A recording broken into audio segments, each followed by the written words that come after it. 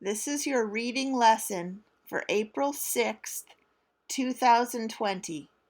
You will need your weather magazine.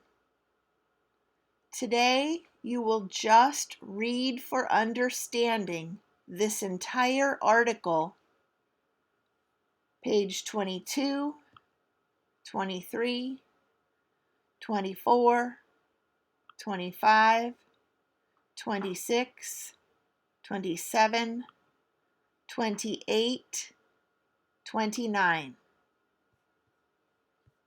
Pages 22 to 29 in your weather magazine. Read for understanding means think about what you are reading. Look at the illustrations, photographs, maps, captions. This is a graph.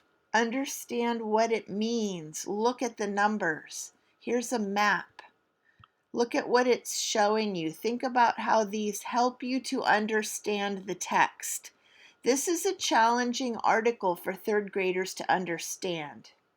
The tropical rain belt, it's a weather and climate pattern, and it's challenging to understand. Take your time. If you have access to technology, you can have this benchmark advance online through Clever. Read the entire article aloud to you, but take your time and think about what you are reading.